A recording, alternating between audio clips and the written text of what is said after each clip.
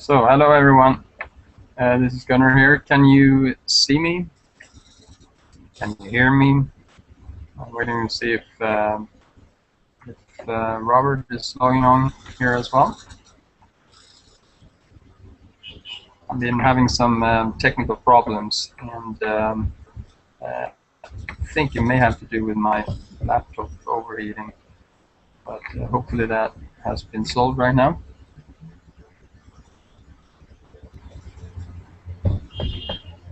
Hey. Hola, Gunnar. Hola, Robert. How's it going, man? Good. How are you doing? I'm all right now. Yeah, I had some problems there with my. I don't know what it is. This laptop, I guess it's ancient. It's about 2 years old, so it's about time to get a new one, I guess. Well, just as we're setting up here, Lillian Stokes just announced that they're going to be releasing an Eastern and Western edition of the field guide. All right. Who Sibley was doing that, or sorry, who was doing that? Don and Lillian Stokes. Ah, the Stokes. Yeah. All right. Excellent. Yeah, they were telling me they were having some new projects going. Okay, that's brilliant. Very good to see you. First time we meet, I think in face to face. Yeah. Yeah, I think it is. I don't know if we've ever spoken before. Lots of emails.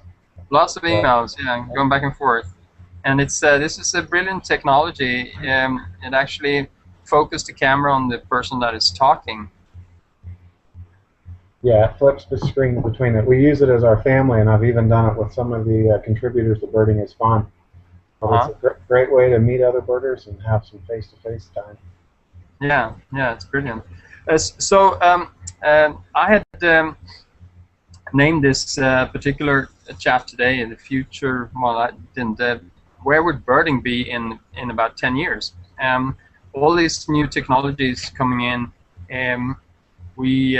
I've started this blog, Birding 101, where taking a new approach into birding, where you sort of start at the other end, as far as away from birding as possible, maybe, with actually not binoculars, not with a field guide as we're used to, but rather what's near to you, your, for instance, your internet connection and maybe your telephone or your point-and-shoot camera.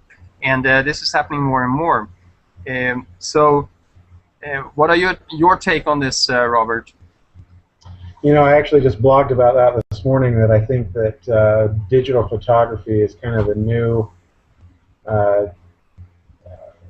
it's really the new wave of birding, just because, well, there's thousands of people that will be engaged in birding because of digital photography, but I think also documenting rare birds, there's no better way to do it than with the digital photo. So I think it's going to continue to grow. Add to that video and audio recording.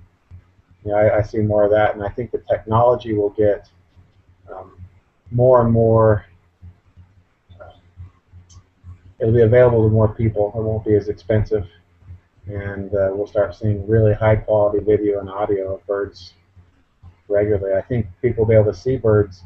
They'll be able to get better quality video from a distance rather than have to be too close and invade the space and habitat as much too. So I think it will be an exciting direction to watch birding go.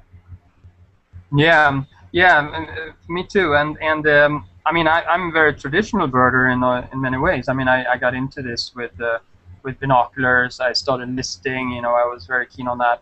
But I'm seeing it more and more also here in Lima, where I live. People here, they don't have the birding tradition, so for them it's the natural way of getting into bird watching is through a camera and then post things on Facebook.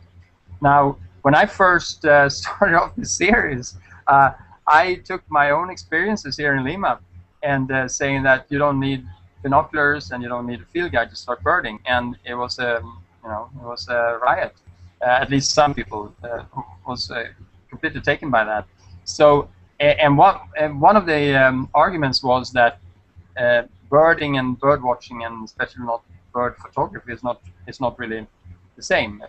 Bird photography is not birding. Do you think that perception will change in Yeah. the next 10 Well, years?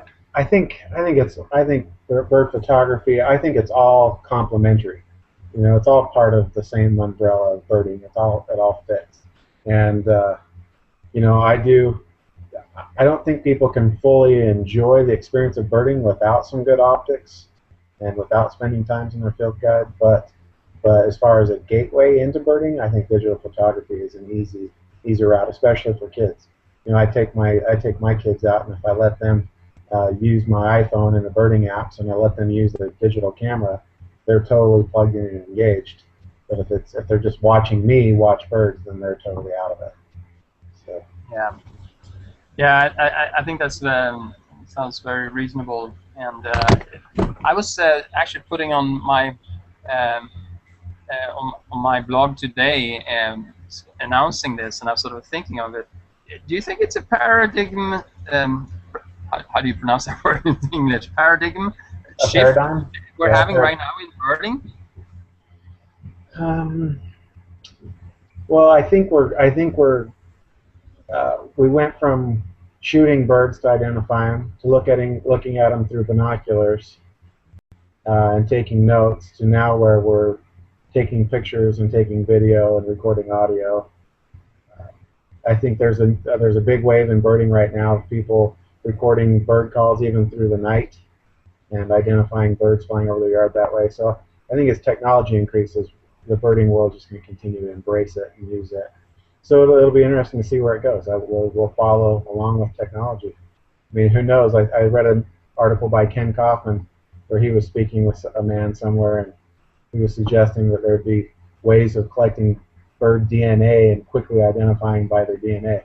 Who knows if we get there or not? But Yeah, I think you need a sample of the bird to be able to get the DNA out of it. So like a blood sample or a feather or something. But well, who knows with a laser bouncing off with a laser bouncing off the bird's feathers? Who knows what information I'll be able to bring back? Could be. I got my nice hat here as from the Ohio last year. Can you see that? The biggest biggest week. Yeah, that's where you recorded. Mirrored, right? Yeah, it's mirrored in the viewfinder. Do you see it? Yeah, it comes through readable on my side. Oh, okay. It's just here, then I see it reversed. Okay, I was getting maybe it's something wrong with it. Okay. So there's definitely a shift there, and I was reading also some of the discussions on these more bird photography groups also, where they were saying that they were seeing a lot of the hunting and fishing is actually going down in the U.S. now, and bird photography is just growing. Or I mean, nature photography per se. So maybe that's like from two different ends there, that people are getting into nature now, which previously was either enjoying nature with a field guide and trying to learn as much about nature as possible, or it was go out there in the wilderness and hunt animals. There was those two options, and now it's so much easier with these the digital SLRs are much less expensive now. You can get a lot of equipment. You can take a lot of shots without actually having to waste a fortune on film.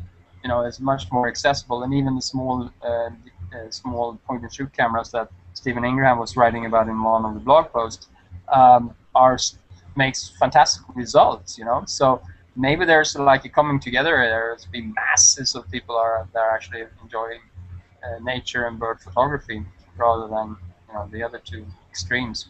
Yeah, even I live out in the western United States. I live in Idaho, and I've lived in Utah, where there's a lot of people that are big into hunting.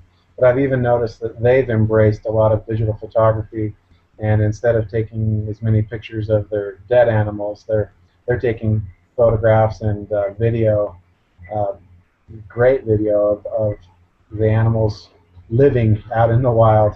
So it's kind of interesting, and I think maybe that's an area where birders and hunters could actually bond on some of the is in the photography side, and out west there's a lot of hunters that are also birders, so kind of probably more of a unique area. Okay, yeah, it'll be interesting to see how that's going to how that's going to develop now. So, what about membership organizations like the ABA? What can they do to more? Should they? I mean, now the latest on the ABA now is this listing, the listing site, which I think is great for us traditional birders now having a tool online where we can sort of compare our lists and so forth, and that will strengthen the traditional membership of the ABA. But should they get into recruiting in these new groups? Well, I think every aspect of the ABA is geared in one way or another toward recruiting, and it's a membership organization, and you have to have new memberships to survive and thrive. So, I mean, even the Bird of the Year program that I work with, it's all based on taking people out and showing them the common nighthawk. So it's all based on birding. Looks like Gunnar's frozen up on me. Hopefully you're still there, and our listeners too.